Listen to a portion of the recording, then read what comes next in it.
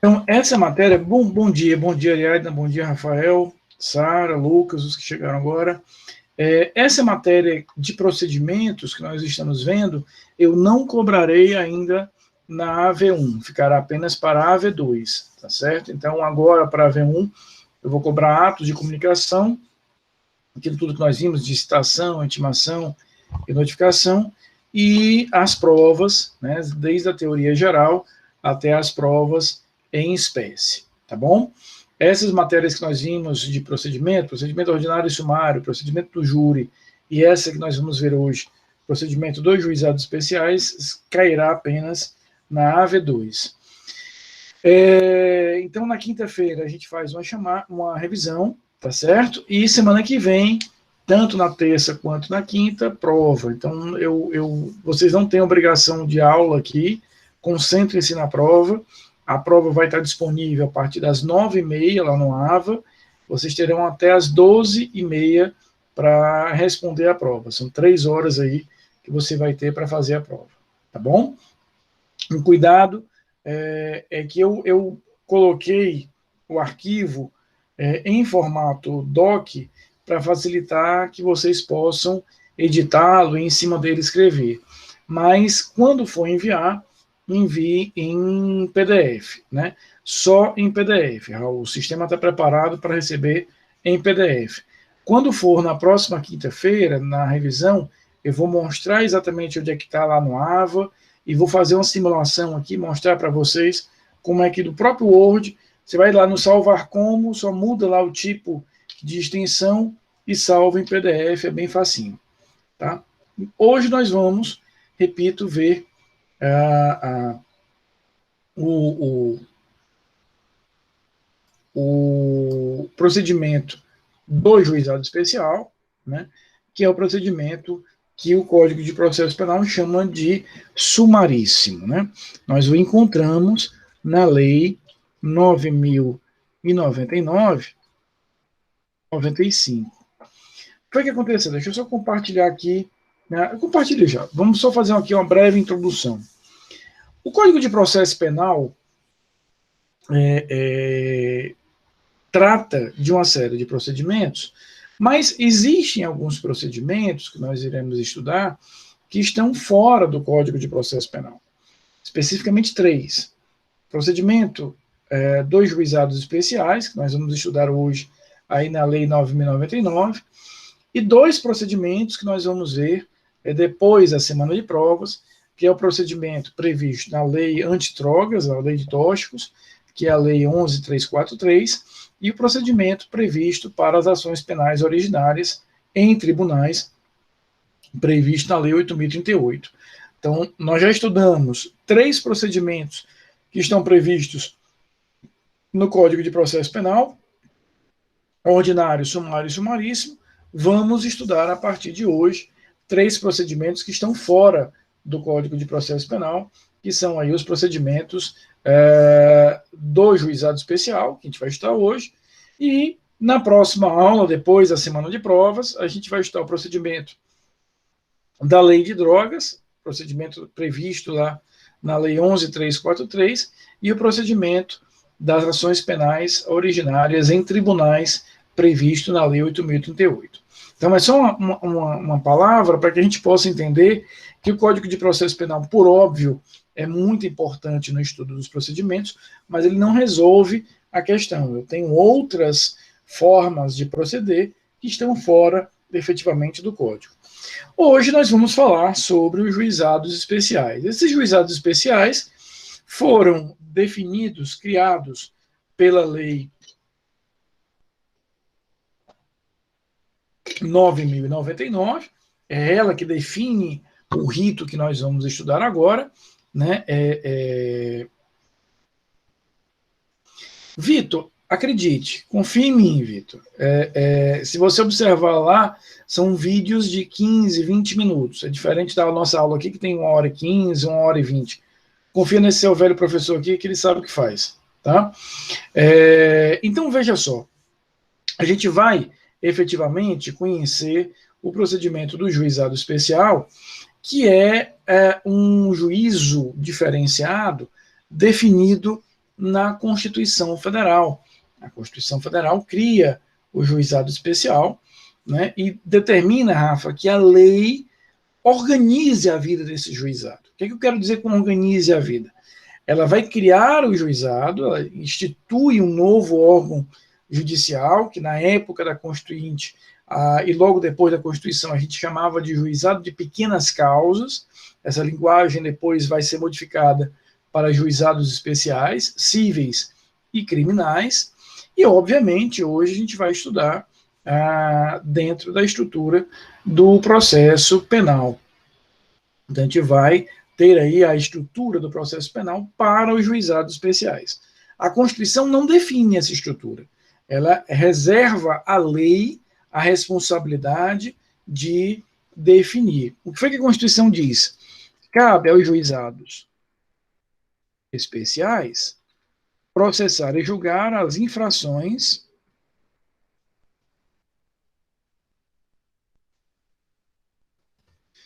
de menor potencial ofensivo. E aí nós vamos encontrar na própria lei, né, a lei, repito, 9.099, a definição do que sejam infrações de menor potencial ofensivo. Então veja aqui o que é que nos diz o artigo 61. Consideram-se infrações de menor potencial ofensivo, para os efeitos dessa lei, repito, estou tratando da lei 9.099, para os efeitos dessa lei, as contravenções penais e os crimes que a lei comine pena máxima não superior a 2 anos, cumulada ou não com multa. Então, a lei 9.099 deixa muito claro o que ela considera como infração de menor potencial ofensivo. Todas as contravenções, absolutamente todas as contravenções, e os crimes cuja pena máxima não supere, não seja maior do que 2 anos. Então, ela vai trazer todas as contravenções e os crimes cuja pena abstrata máxima seja até 1 ano, desculpa, até 2 anos, inclusive.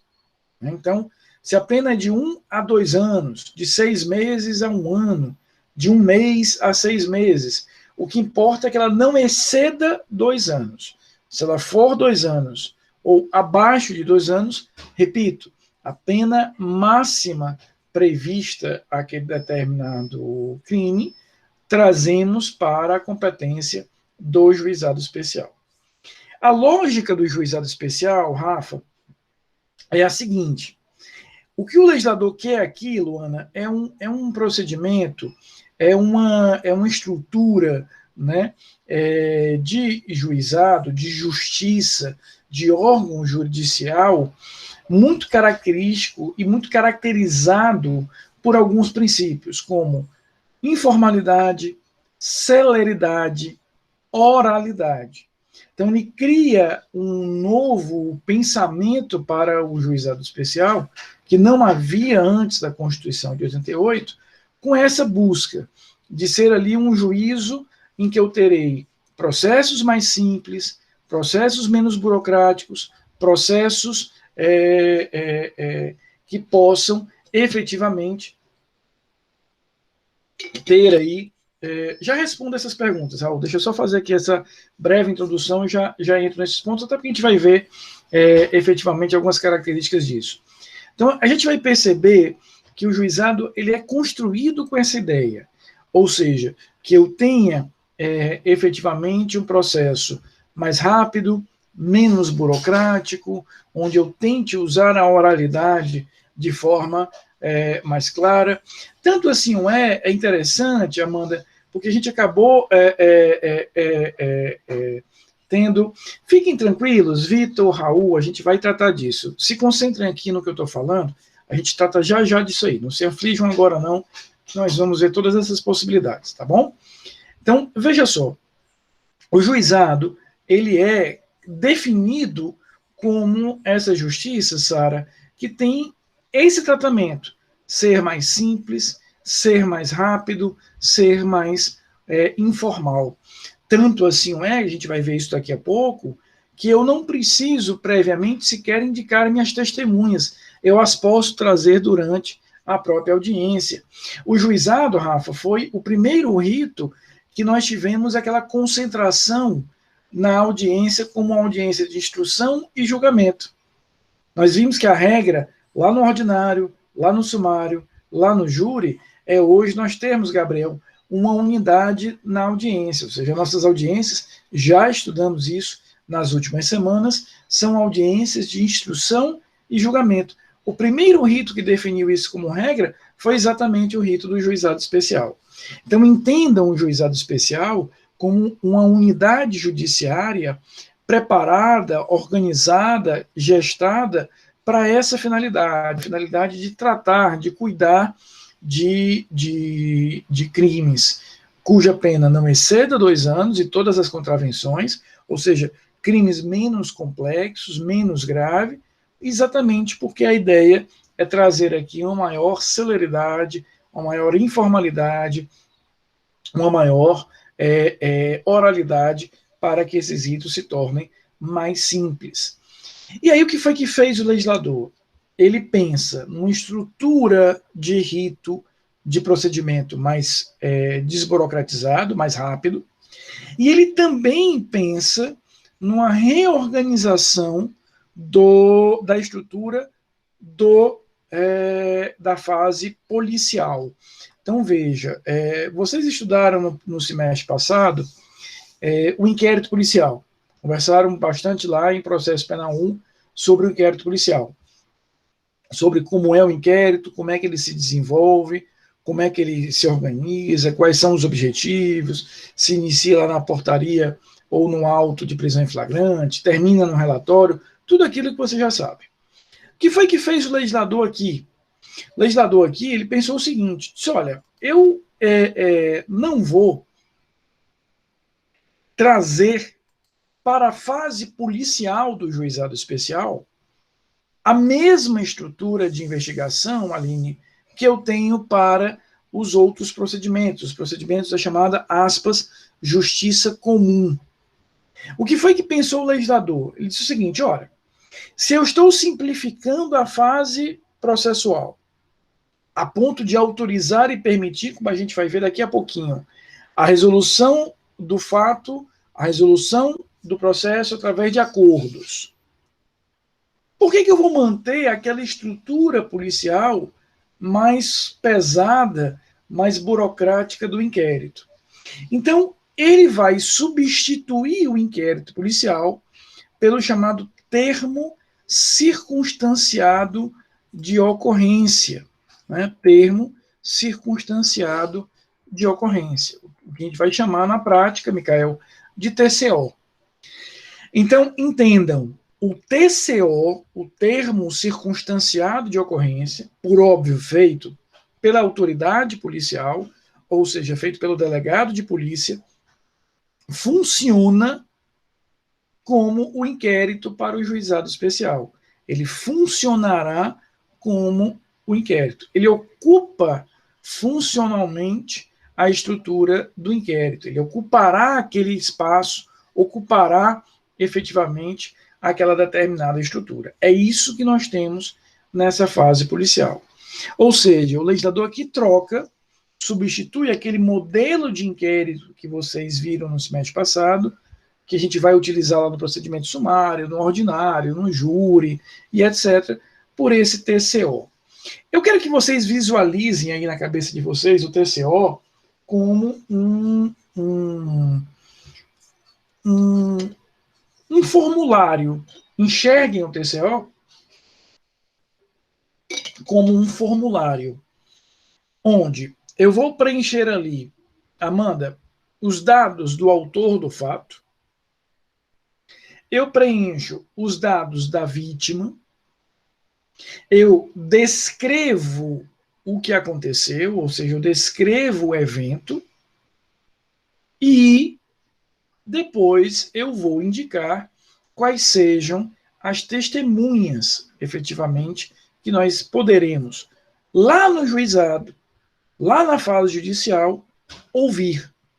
Então, entendam esse TCO não como um meio completo de investigação, como um inquérito.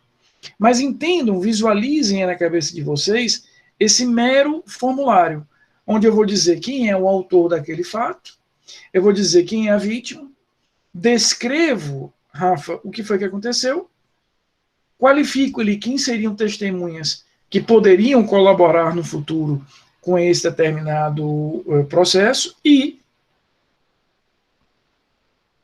encaminho isso para o juizado especial. Ponto. Então, aqui a gente tem uma clara lógica do legislador que ele não quis aqui gastar muita coisa, muito tempo, muita burocracia, porque ele reconhece que lá no juizado especial eu posso resolver isso, por exemplo, através de um acordo. Então, ele simplifica essa fase policial, repito, porque ele está simplificando todo o modelo que vai ser aplicado de procedimento no juizado especial.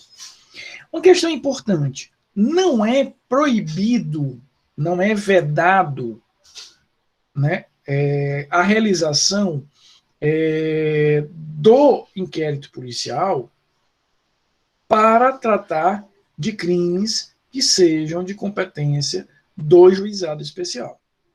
Sandra, sem problema, seja muito bem-vinda, querida. Então, não existe nenhuma proibição, Rafa, de que a gente tenha o desenvolvimento do inquérito policial para eventualmente tratar um crime de injúria. Imagina, por exemplo, que alguém recebeu uma ameaça por um e-mail anônimo, ou recebeu, ou foi vítima de uma calúnia, de uma injúria, todos esses crimes de competência do juizado especial, através de uma conta fake numa rede social. Eu não tenho como elaborar o TCO, por quê? Porque quem é o autor do fato? Eu não sei. Então, muitas vezes eu preciso fazer a investigação e aí vou precisar elaborar efetivamente o inquérito policial. Mas o que o legislador define aqui na própria lei é que o inquérito, por mais que ele não seja proibido, ele será, Luísio, sempre um plano B. O plano A é apenas e tão somente o TCO. Ou seja, eu simplifico essa fase policial e, se for necessário, ouvir testemunhas, produzir mais prova, que eu reserve apenas isso para a fase judicial.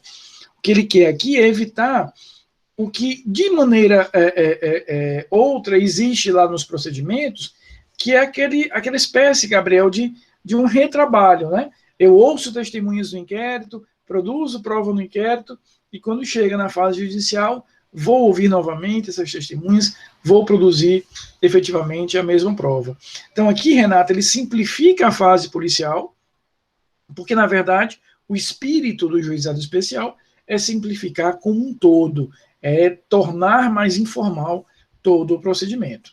Seria gastar a vela boa com defunto ruim, ou seja, eu faria um inquérito muito elaborado, Rafa, para no final eu resolver isso através de um acordo. Para quê? Né? Então faz o TCO, visualizem esse TCO como um formulário e manda para o juizado e aí lá o juiz toque se for necessário. Uma questão muito interessante do juizado especial, eu pessoalmente adoro cobrar isso em prova, não vou mentir, é como é que se dá a relação da eventual possibilidade de prisão em flagrante nas infrações de menor potencial ofensivo. Olha o que nos diz aqui o parágrafo único, está aí no slide para vocês, o parágrafo único do artigo 69. Sandra, nós estamos tratando aqui da Lei 9.099, que é a lei que organiza, que disciplina o alcance de atuação dos juizados especiais. Essa lei tem um rito que é aplicado tanto para a Justiça Federal quanto para a Justiça Estadual. Esse rito que eu estou mostrando para vocês valerá em ambas as justiças. Então veja o que nos diz aí o parágrafo único do 69. O autor do fato, que após a lavratura do termo, for imediatamente encaminhado ao juizado, ou assumir o compromisso de a ele comparecer, não se imporá prisão em flagrante, nem se exigirá fiança. Aqui é o que nós vamos chamar, vocês devem ter visto isso lá em processo penal 1, de livrar-se solto. Vocês devem ter visto já essa expressão. Fulano vai se livrar solto. É isso aqui, por exemplo. Então, o que a lei está dizendo, Rafa? Não é proibido, e é por isso que isso cai tanto em prova, porque é traiçoeiro, não é proibido, não é vedado, Renata, que nós tenhamos a prisão em flagrante. É possível a realização da prisão em flagrante. Agora, claramente, o que a lei vai definir aqui é que essa prisão em flagrante, ela será algo, Ariadna, muito excepcional. Então, o que a lei está dizendo aqui? Repito, no parágrafo único do 69, está dizendo, olha, se aquele agente for imediatamente conduzido ao juizado especial, tá? E for, já está, claro, e for, ou ele se comprometer de quando for chamado ir ao juizado, eu não vou prendê-lo em flagrante.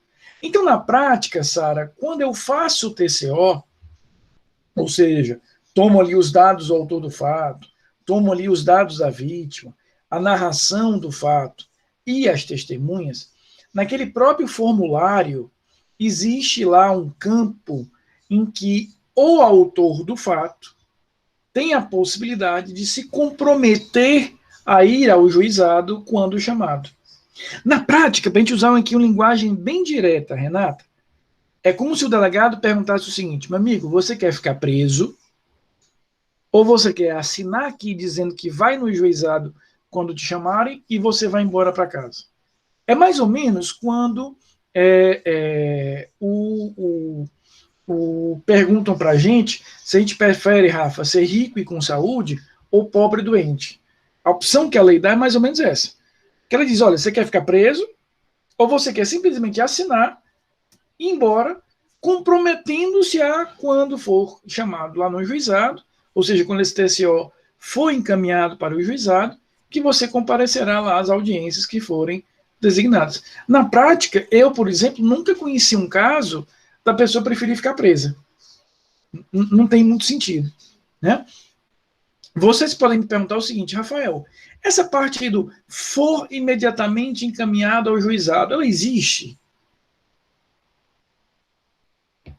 Ou seja, é possível que a gente visualize isso na prática? Sim, sim. Por exemplo, aqui no estado do Ceará existe um projeto, esse projeto vem desde a época da Copa do Mundo e depois foi mantido pelo Tribunal de Justiça, que durante os jogos do Campeonato Cearense, do Campeonato Brasileiro, dentro do Castelão funciona o que nós chamamos de juizado do torcedor. Então, aquelas ocorrências ali durante o jogo, antes do jogo, mesmo depois do jogo, elas irão efetivamente ser tratadas já dentro daquela estrutura montada no Castelão. O imediatamente aqui, Raul, é imediatamente mesmo, é ato contínuo, ou seja, o delegado lavra o TCO, pega aquele determinado agente e imediatamente, naquele mesmo momento, apresenta ao juiz. É por isso que, repito, isso sim é possível fazer, e um bom exemplo é essa figura que eu estou narrando aqui a vocês, do juizado do torcedor.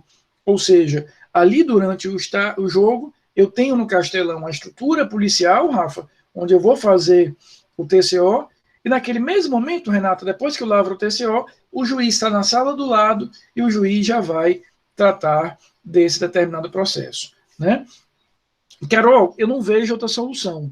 Carolina pergunta o seguinte, professor, então a prisão em flagrante isso é possível se o réu quiser, praticamente. É exatamente isso. Ou seja, ela não é proibida, e aí por isso que eu sou tão chato com essa matéria, porque costuma cair em prova, Carolina, eu já vi várias questões de prova, em que ele diz lá, na estrutura do juizado especial, segundo a redação da lei, é proibido a realização da prisão em flagrante. Não, proibida ela não é.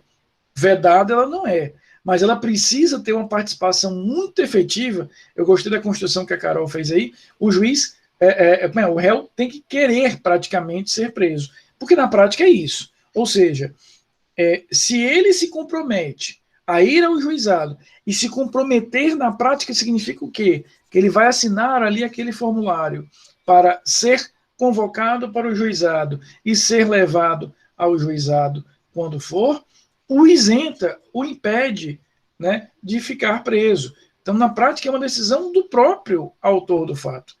E isso aqui, por mais que nos pareça, Johnny, num primeiro momento estranho, tem uma razão de ser. Ou seja, a prisão cautelar, repito, vocês estudaram isso no semestre passado em processo penal 1, a prisão cautelar, ela é efetivamente exceção. Ela não é obrigatória, ela é bastante excepcional. Quanto mais, né, Rafa, num juizado, em que eu estou falando de crimes bem menores, bem menos graves. Então, o legislador não quis proibir, que também era demais, mas ele cria aqui mecanismos que tornam desnecessária aquela determinada prisão. Então, a fase policial desse rito é uma fase muito mais simples do que aquela fase que nós encontramos nos outros. Por quê? Porque ao invés do inquérito policial, eu substituirei isso pelo termo circunstanciado de ocorrência. Termo circunstanciado de ocorrência é esse, que é, na prática, um formulário que nós vamos preencher com aqueles dados que eu narrei, tomo ali o compromisso do autor do fato que quando esse TCO chegar no juizado, ele será convocado e ele irá ao juizado e a fase policial está resolvida. Uma questão interessante. Vocês viram no semestre passado que o inquérito policial, Vanessa, não é obrigatório. Então, vocês aprenderam lá no semestre passado que o inquérito policial, uma das características do inquérito policial é que ele não é uma peça obrigatória. Ele é uma peça relevante, ele é uma peça importante, ele é uma peça que, de fato, é muito usual, é muito comum, mas obrigatória não é. Né? O que eu preciso para oferecer a ação penal é que eu tenha comprovação de materialidade e indício de autoria. Isso sim, eu preciso. Agora, se efetivamente nós vamos, dentro desse cenário, chegar a essa comprovação de materialidade e esse indício de autoria pela via do inquérito ou por qualquer outro meio idôneo, sem problemas. Essa mesma lógica a gente pode trazer para o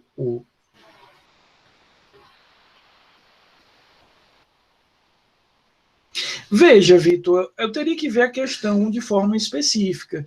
Eu não conheço essa possibilidade, insisto, porque a lei é muito clara, né? A lei, na hora que ela define o que é infração de menor potencial ofensivo, ela vincula, como eu mostrei a vocês agora há pouco, a 2 anos, né? Se você encontrar essa questão especificamente, traga para a gente, que a gente discute aqui, pode ser que ela tenha alguma característica, alguma pegadinha ali que a gente precisa analisar. Tá? Mas, a princípio, repito, penas até 2 anos, inclusive, e no caso de contravenção, aí independe da pena, toda contravenção vem para o juizado. Então, para a gente finalizar essa fase policial, da mesma forma que o inquérito policial, ele é um inquérito facultativo, ele não é obrigatório, ele é um meio importante, mas não é o único, nós vamos ter esse mesmo raciocínio com o TCO. TCO é um meio importante, mas não é a única forma que eu tenho de chegar, de ascender ao juizado especial. Deixa eu trazer um exemplo aqui, Paloma. Imagina, por exemplo, que alguém ofenda a minha honra numa rede social. É uma pessoa lá que tem uma conta verificada, que publica com uma certa regularidade, e em determinada postagem, Ulisses, ofende a minha honra. Eu posso ir ao juizado, eu posso ir à polícia, lá lavrar o TCO, e esse TCO será encaminhado pelo delegado de polícia, não por mim, mas pela própria polícia, ao juizado especial. É possível isso, mas também é possível que eu apresente diretamente no juizado uma queixa-crime. Ou seja, o que eu estou querendo mostrar para vocês aqui, Mariana, é que aquele raciocínio que vocês desenvolveram no semestre passado para o inquérito, que o inquérito é relevante, que o inquérito tem como objetivo reunir comprovação de materialidade e indício de autoria, mas ele não é obrigatório, vale também para o TCO. Ou seja, o TCO, esse formulário que nós vamos ter na estrutura do juizado especial, é útil, pode configurar aí a porta de entrada no juizado, já que eu faço o TCO na polícia e a polícia encaminha isso para o juizado e isso deflagra eventualmente lá o desenvolvimento de uma determinada ação, mas eu também posso ir direto ao juizado especial, ou seja, o Ministério Público pode oferecer diretamente a queixa, ele pode, o ofendido oferecer, o Ministério Público pode oferecer diretamente a denúncia, o ofendido pode oferecer diretamente a queixa. Não há a necessidade desta denúncia, desta queixa, estar ancorada, estar vinculada ao termo circunstanciado de ocorrência.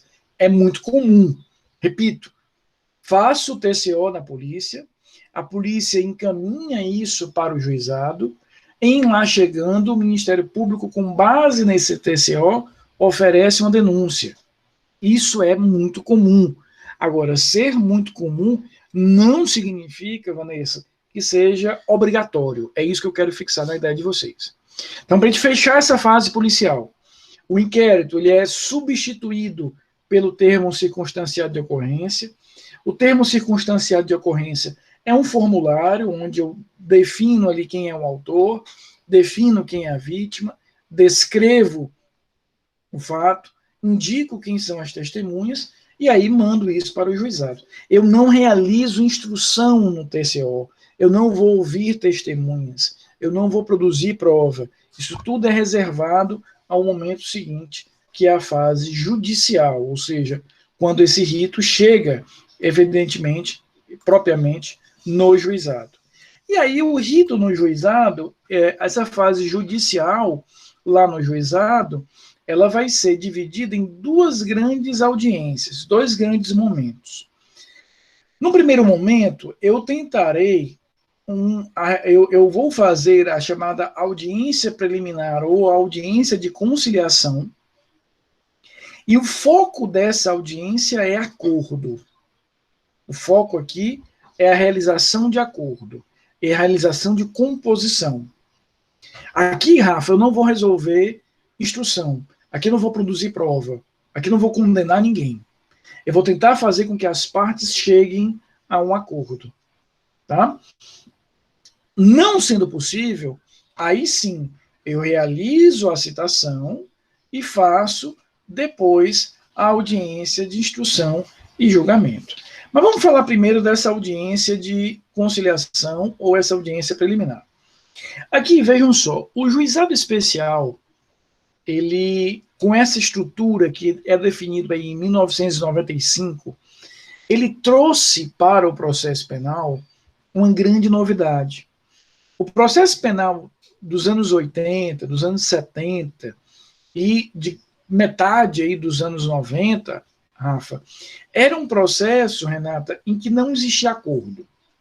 Se você olhar os doutrinadores, né, as estruturas processuais dos anos 60, 70, 80, eles vão dizer, direito penal trata com direitos indisponíveis, o valor aqui é a liberdade, portanto isso é inegociável.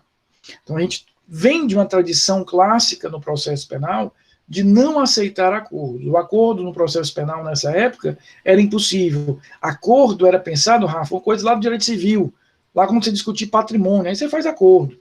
Aqui no direito penal não rola. Isso começa a ser relativizado a partir dos anos 90. E tem sido incrementado a cada momento, de cada vez mais. Né? Então a gente vai ter, efetivamente, essa possibilidade. Não, Raul, o acordo não vem só no pacote anticrime. O pacote anticrime criou um tipo específico de acordo, que é aquele que vocês estudaram no semestre passado, chamado acordo de não persecução criminal, que eu vou revisar daqui a pouquinho, que é o chamado acordo de não persecução criminal. Mas a ideia de acordo no processo penal já vem desde a lei do juizado especial, portanto, lá de 95. Então, veja, uma das grandes colaborações, Gabriel, que a lei 9.099 traz, é exatamente começar a trazer para o processo penal a ideia de que sim, de que existem espaços para a realização de acordo. Então, o processo penal começa a ter uma mudança de paradigma muito fortemente a partir da lei dos juizados especiais. Então, a lei dos juizados especiais traz 3 possibilidades de acordo. 2 delas que são exclusivas do juizado, que são essas 2 aqui, ó, a composição civil e a transação penal. E uma outra modalidade de acordo, também prevista na Lei 9.099, que é a suspensão condicional do processo, vou falar dela daqui a pouco. Então, a lei já chega, Luana, com uma novidade muito grande. Ela chega com a novidade de que aquela estrutura clássica, né, de acordo não é uma coisa que a gente faz no processo penal, acordo não tem espaço aqui, vamos quebrar essa mudança, esse paradigma, vamos mudar o paradigma. Então, a lei traz aí 3 possibilidades de acordo. 2 exclusivas do juizado, composição civil e transação penal, e uma última, que a gente vai falar dela daqui a pouquinho, que é uma modalidade de acordo chamada suspensão condicional do processo. Está prevista na Lei 9.099, mas não é exclusiva da Lei 9.099. Aí depois vieram outros, né? Por exemplo, a Lei 12.850, que é a Lei de Enfrentamento do Crime Organizado, 12.850 de 2013, ela reorganizou e sistematizou, Sara, uma outra modalidade de acordo no processo penal, que é a colaboração premiada. Colaboração premiada é um acordo com características próprias, é um acordo que visa a produção de prova, ela é um meio de obtenção de prova, mas ela é um acordo. E, mais recentemente, no final de 2019, em 24 de dezembro de 2019, nós tivemos aí, pelo chamado pacote anticrime, a criação do acordo de não persecução penal, previsto lá no artigo 28A do Código de Processo Penal, que diz que o acordo de não persecução criminal, esse ANPP, está previsto lá no artigo 28 do Código, 28A do Código de Processo Penal, que diz que se a pena máxima daquele crime não exceder, Luiz, 4 anos, o crime for sem violência e grave ameaça, eu posso efetivamente realizar um acordo, desde que o agente confesse a prática do crime e ele vai listar lá no 28A uma série de outras condições. Eu tenho a possibilidade de, tenho que reparar o dano, né? Tenho que ressarcir aquela determinada vítima, tenho que aceitar algumas outras condições, tudo isso está lá no 28A. Então, voltando à tua pergunta, Raul, eu acho que foi o Raul que fez, né? Deixa eu voltar aqui um pouquinho, foi o Raul. Não há nenhuma vedação, Raul, de aplicação no juizado especial desse acordo criado no Código de Processo Penal. Porém, do ponto de vista prático, como o juizado já possui uma série de acordos exclusivos dele e que são mais fáceis de fazer, porque exigem menos coisa, menos requisitos, menos condições, é muito difícil que eu chegue a propor um acordo de não persecução criminal. Repito, porque já existem outros acordos na própria estrutura do juizado que são mais vantajosos para o réu. Então, explicando melhor, há uma proibição pela aplicação do acordo de não persecução criminal previsto lá no 28A do Código de Processo Penal? Não, não há. Mas do ponto de vista prático, como a gente vai ter aqui a possibilidade da composição civil, a possibilidade da transação penal, e daqui a pouco a gente vai ver a possibilidade da suspensão condicional do processo, dificilmente, Renata, haverá espaço para propor outro acordo, porque os próprios acordos exclusivos do juizado já resolverão a questão. Então, para fechar essa primeira ideia, o juizado trouxe uma novidade muito grande para a estrutura do processo penal como um todo, que é permitir facultar a realização dos acordos. Como é que funciona isso? Eu tenho, primeiro, uma tentativa de acordo chamada composição civil. O acordo aqui, Amanda, é entre o autor do fato e a vítima. Então, eles podem entrar num acordo, celebram aquele acordo, o juiz homologa o acordo e aí acabou o processo. Não vai ter mais desenvolvimento de processo. Rafael, qual é o objeto que pode constar desse acordo? Qualquer objeto permitido no direito civil. Ou seja, pode ser um acordo pecuniário, pode ser um acordo de que eu quero só que ele me peça desculpas, eu já vi isso em juizado. Pode ser um acordo que ele diz, não, eu quero que ele publique no jornal uma determinada nota, eu quero que ele vá até a empresa dele e reúna os funcionários e diga que eu não roubei aquilo, que aquela imputação que ele me fez foi falsa. Tudo isso eu já vi no juizado. Então, a composição civil é a primeira tentativa de acordo que o juiz vai tentar no juizado especial, repito, feita entre as partes, o autor do fato e a própria vítima. Se eles chegarem ali a um entendimento, o juiz homologa e encerrou o processo aqui no juizado. Caso não seja possível celebrar a composição civil, ou seja, as partes, autor do fato e vítima, efetivamente não chegaram ali a um acordo, eu tenho o plano B, eu tenho a segunda possibilidade, que é a transação penal. A transação penal, Sara, é um acordo, primeira coisa, ela é um acordo. Lembra, quando eu falo aqui que ela é um acordo, quando eu enfatizo que ela é um acordo, Renata, é para a gente deixar claro que eu tenho a opção de fazer ou não fazer. Então, a composição civil e a transação penal, acordos exclusivos do juizado especial, só ocorrem no juizado especial, só existirão se houver vontade das partes. No caso da composição civil, é o autor do fato e a vítima. E no caso da transação penal, é entre o autor do fato e o Ministério Público. Então, primeiro tenta-se a composição civil. Foi possível chegar a um acordo, o juiz homologa, encerrou o processo. Não, não foi possível chegar a um acordo na composição civil. Ou porque as partes não chegaram ali a um entendimento, ou também pode acontecer da composição civil não ser realizada, porque, por exemplo, Aloysio, imagina que a vítima seja a sociedade.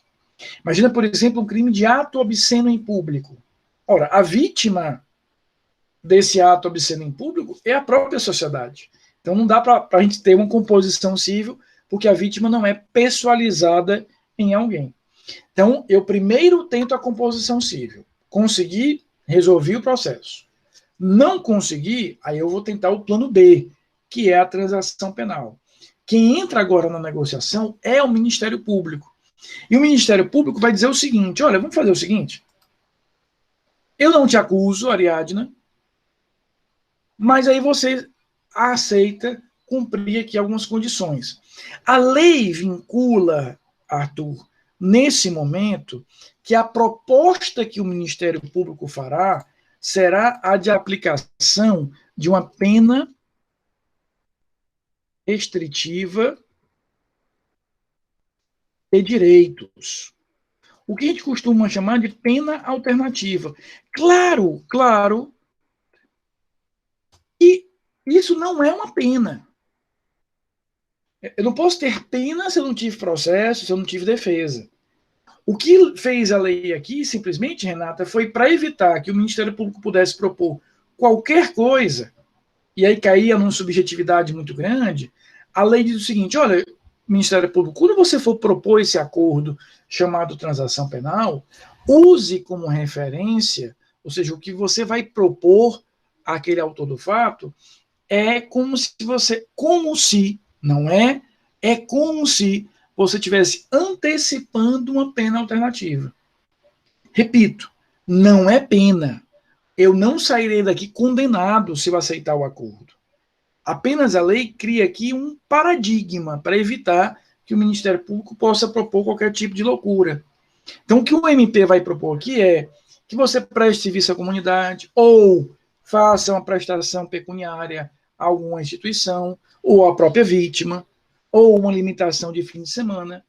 Então, não se está aplicando pena. Eu não tenho como aplicar pena porque eu não tive nem a formalização da acusação, não tive defesa, não tive processo.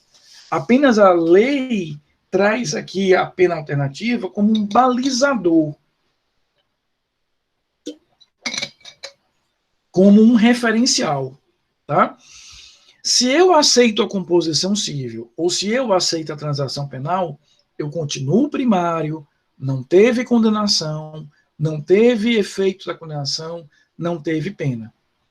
A única restrição em relação à transação penal é que nos próximos 5 anos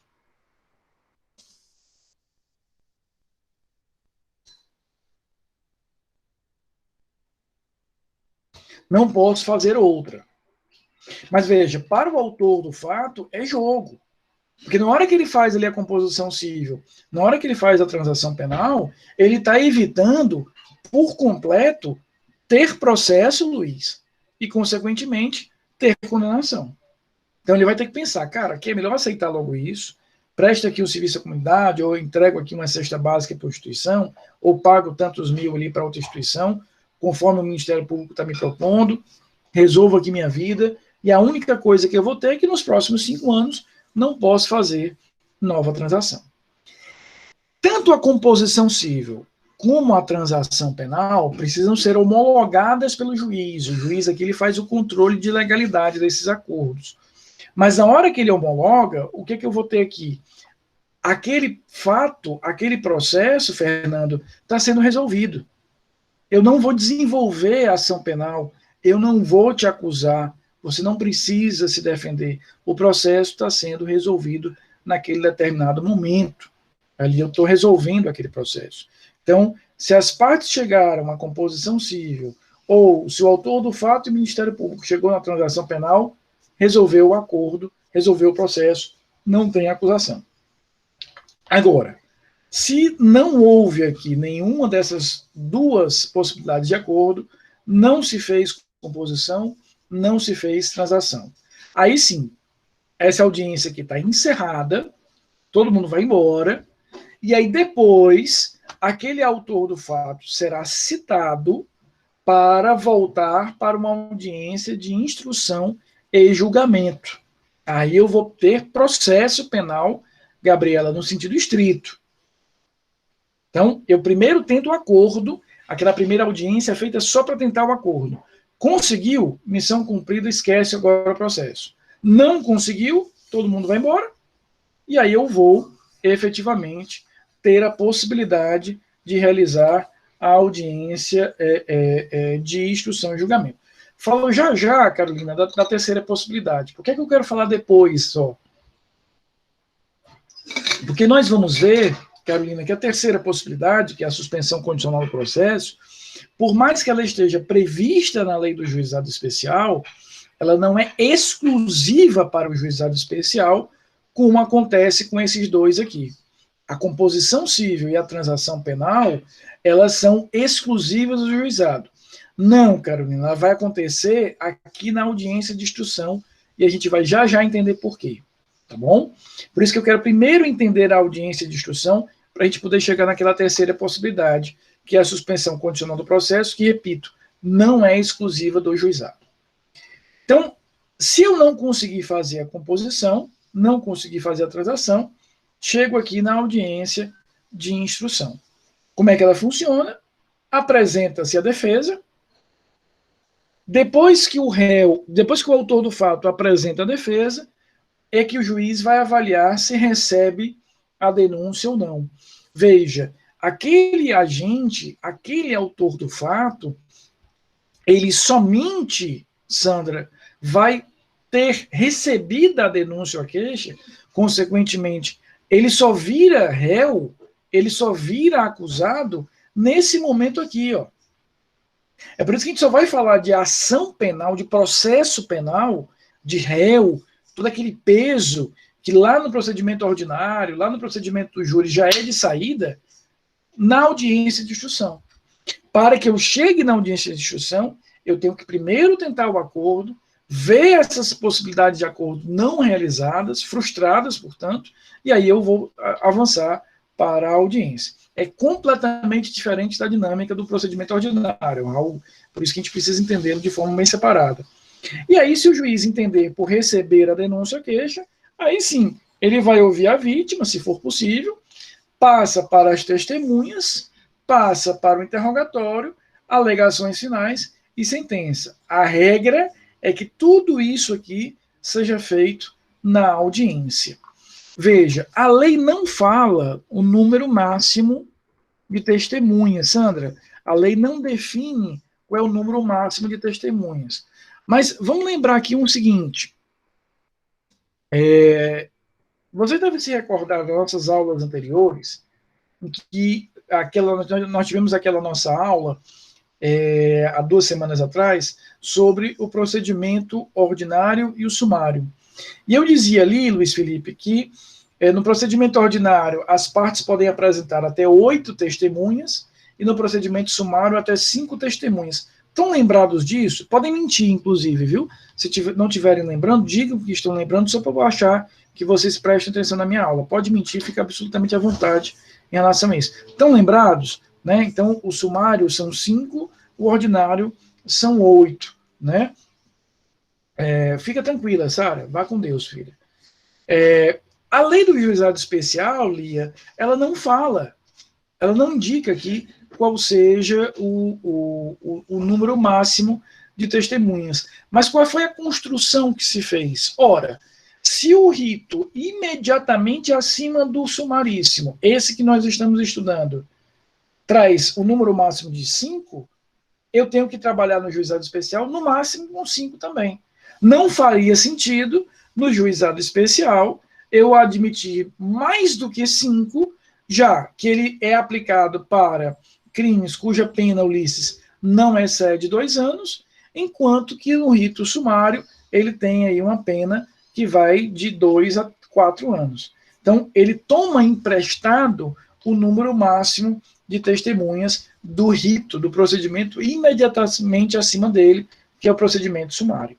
Então, veja, a regra é que a audiência de instrução, ela tem aqui todo o desenvolvimento dessa instrução e de julgamento, ou seja, eu produzo a prova, faço alegações finais orais e depois parto para a sentença. Isso aqui é muito interessante, Williams, porque veja só, eu ensinei para vocês nas últimas semanas que no procedimento ordinário, no procedimento sumário e no procedimento do júri, nesses 3 procedimentos, a regra é a audiência de instrução e julgamento. Então, eu ensinei para vocês que a regra é a audiência de instrução e julgamento. Ora, se a regra é lá no juizado, no ordinário, no sumário, no júri, de onde é que isso veio? Isso veio do juizado especial. Então, quero só mostrar para vocês que o primeiro rito que concentrou todos os atos de instrução e julgamento numa única audiência foi o juizado especial. É o juizado especial que influencia aquilo que a gente costuma chamar de justiça comum. Então, eu tenho desde 95 essa estrutura. Né? Raul, o código, a lei não fala da possibilidade de memoriais escritos, mas aqui a gente vai aplicar também a estrutura do procedimento ordinário. Se o juiz entender que é recomendável, ele pode substituir por memoriais escritos naquele mesmo prazo de 5 dias. Né? Então, a regra é a alegação final oral. Mas o juiz pode, a exemplo do que ele faz no sumário, no ordinário e no júri, substituir por memoriais escritos. Essa dinâmica aqui está compreendida, eu posso avançar, ou seja, primeiro tentamos a audiência de conciliação. Foi feita a conciliação, missão cumprida, acabou tudo. Não foi feito, encerrou a audiência, faço a citação e vou agendar uma nova audiência para, aí sim, apresentação da defesa, recebimento da denúncia da queixa, instrução e julgamento. Tá bom? Agora, aí a resposta já é a própria apresentação da defesa aqui, Raul. Começa com isso. A diferença é que eu vou apresentar essa defesa antes mesmo do juiz receber a denúncia. Ou seja, antes do juiz decidir sobre o recebimento da denúncia, ele ouve logo o réu. Ele ouve logo aquele autor do fato para saber se ele virará réu. né? Então, a resposta à acusação, na verdade, ela é antecipada para o momento anterior ao recebimento da denúncia. Aqui, Carolina, a gente chega naquela tua dúvida. Veja o que nos diz aqui o artigo 89 da Lei 9.099. Nos crimes em que a pena mínima combinada for igual ou inferior a 1 ano, então pega, por exemplo, o estelionato, de 1 a 5, pega o furto, de 1 a 4, abrangidas ou não por essa lei, eu queria a máxima atenção de vocês nisso, ou seja, o que ele está me dizendo aqui, Amanda, no artigo 89? Ele está dizendo, olha, eu vou criar um instituto aqui. Esse instituto pode ser utilizado sempre que a pena mínima for até 1 ano. Veja, a competência do juizado especial trabalha com a pena máxima até 2 anos. Aqui ele está criando uma outra figura. Ele está dizendo, olha, se a pena mínima for até 1 ano, quer esse crime seja do juizado especial, quer não seja do juizado especial, o Ministério Público poderá, ao oferecer a denúncia, veja, já é na fase de instrução, poderá propor a suspensão do processo por 2 a 4 anos, desde que o acusado não esteja sendo processado ou não tenha sido condenado por outro crime, presentes os demais requisitos que autorizariam a suspensão condicional da pena. Essa suspensão condicional da pena está prevista lá no artigo 77 do Código Penal. Está prevista lá no artigo 77 do Código Penal. Carolina, eu queria voltar àquela tua dúvida, tá? Eu acho importante a gente voltar para que eu possa esclarecê-la agora. Né? Você me perguntava, Carolina perguntou o seguinte, e a outra possibilidade de acordo? A terceira, mas ela ocorre na audiência preliminar? Muito importante a pergunta da Carolina, porque veja, o que está dizendo aqui o artigo 89, que define essa terceira possibilidade de acordo, chamada suspensão condicional do processo? Ele está dizendo o seguinte, ao oferecer a denúncia, o Ministério Público poderá propor a suspensão do processo. Então, eu só posso suspender o que existe. É por isso que a suspensão do processo, ela normalmente vai ser decidida na audiência de instrução. Porque primeiro o juiz vai avaliar, Carolina, se é viável receber a denúncia. Porque se ele entender que nem receberá a denúncia, para que ele vai oferecer uma proposta de suspensão do processo? Veja a construção. Suspensão condicional do processo. Ora, eu só posso suspender o que de fato existe. Eu só posso suspender o que de fato existe. Então, é por isso que eu primeiro materializo o processo, com o oferecimento e o consequente recebimento da denúncia, para propor àquele determinado réu a suspensão. O que o MP vai fazer aqui? Vai dizer, olha, réu, é o seguinte, já existe processo. A gente já superou lá a possibilidade de não ter processo. Mas se você cumprir algumas condições, não se aposentar da comarca, não ser preso nem processado novamente, reparar o dano, a gente para aqui, dá um stand-by aqui no processo, e ele vai ficar suspenso por um prazo que será ali estipulado, pode ser de 2 anos, de 3 anos ou de 4 anos. Se você cumpriu direitinho todas essas condições, acabou, eu não falo mais em processo. Então, a suspensão condicional do processo, esse artigo 89, Raul, é da própria lei 9.099, eu não saí da lei 9.099, da própria lei do juizado. E, Vitor, esse prazo de 5 dias, ele não está previsto na lei do juizado. Eu vou usar aqui por analogia aquele artigo 403 lá do Código de Processo Penal, que a gente viu no procedimento ordinário, que a gente viu no procedimento do júri, que a gente viu no procedimento sumário, tá? A regra para o juizado é fazer a audiência de instrução completa, mas o juiz poderá substituir em algum caso. Então, o que eu tenho aqui na suspensão condicional do processo? Repito, eu tenho a possibilidade de fazer um acordo sempre que a pena mínima for inferior a 1 ano. Ou igual a 1 ano. Quer a gente esteja no juizado, quer a gente esteja fora do juizado. Tá claro isso? Então, o que é importante do rito do juizado? Ele é muito diferente, vocês viram isso.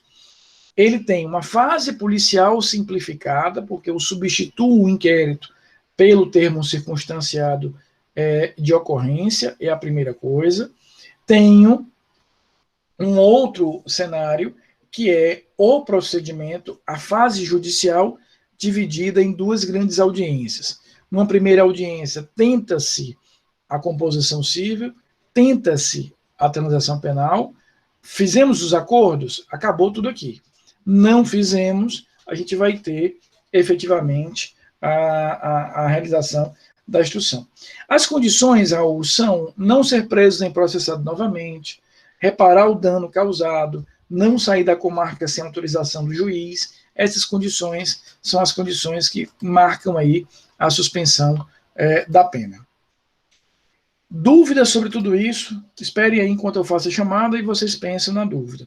Gostaram da aula? Foi confortável o ritmo para vocês? Tá tranquilo? Professor, Pois não. na audiência de instrução e julgamento vai ser feito ao mesmo tempo o oferecimento da denúncia e o recebimento da denúncia? Oi? O recebimento da denúncia e... Vai ser feito o oferecimento da denúncia e o recebimento da denúncia ao mesmo tempo? A denúncia pode até ter sido oferecida antes, nada impede que eu ofereça a denúncia antes, mas o recebimento sempre será na audiência. Não necessariamente precisa ser feita o oferecimento na própria audiência. Eu posso fazer antes, citar o réu antes, ou seja, ele já chega ali sabendo efetivamente dos termos. O recebimento é que será sempre feito na audiência. Professor, essa lei número 12.850 em relação ao que mesmo? Ao crime organizado, ao enfrentamento da criminalidade organizada. Aí tem os requisitos da suspensão condicional da pena, né? Lá. Não. Os requisitos da suspensão condicional da pena estão no Código Penal. É o artigo 77 do Código Penal. Okay. A Lei 12.850, ela vai disciplinar os instrumentos de enfrentamento do crime organizado. Dentre eles, eu mencionei na aula de hoje, porque comentei a questão da colaboração premiada. Ela está definida lá, efetivamente, na Lei 12.850. Professor, e uma última dúvida, o acordo de não persecução penal, ela vai ser feito na audiência de instrução também? Ou... Também. Agora, como te falei, como no juizado especial existem tantas possibilidades de acordo, que isso esvazia um pouquinho a possibilidade da gente ter a realização desse último e mais recente acordo criado, porque ele tem alguns requisitos próprios, né? Então, ele é mais desvantajoso para o réu se você compara com os outros, porque ele vai ter efetivamente que confessar, lá no acordo de não persecução criminal, ele vai ter que confessar a prática do fato, ele vai ter que garantir aí o ressarcimento, é diferente, bastante diferente dos outros que são um pouquinho mais suaves, digamos assim, na elaboração da possibilidade da celebração de acordo. O MP, ele primeiro faz a transação, depois faz a suspensão, ou depois o acordo, nessa ordem? Ele tem que seguir essa ordem porque é a ordem mais vantajosa, porque, veja, na hora que eu faço a transação penal, eu não terei nem processo. Então, para o agente, é mais viável, né, e mais interessante. Então, ele vai ter a vantagem para ele é maior se ele faz a transação penal. É por isso que eu primeiro preciso tentar a transação para só então chegar ali na possibilidade de uma eventual decisão de suspensão condicional ou qualquer outra.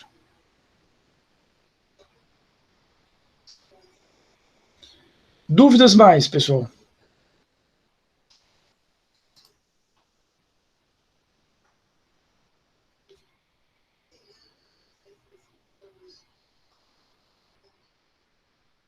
Vitor, na verdade, o Estatuto do Idoso, né, ele traz aí uma série de tratamentos diferenciados, mas não dá para excluir a aplicação da lei. Por quê? Porque você vai ter, por exemplo, uma lesão corporal leve contra um idoso. Ele atrai o Estatuto do Idoso, mas continua sendo do juizado especial. Então não dá para dizer que não é aplicado a nenhum dos crimes. Ele pode ser aplicado, sim, a algum dos crimes, dependendo da pena fixada ali. Ele não exclui efetivamente a pena.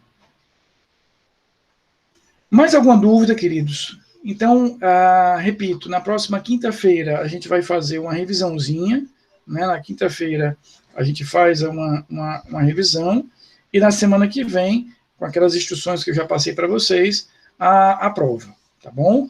Fiquem bem, um ótimo resto de terça-feira, e a gente vai até quinta-feira se encontrar para fazer a revisão, tá? Um beijo grande a todos.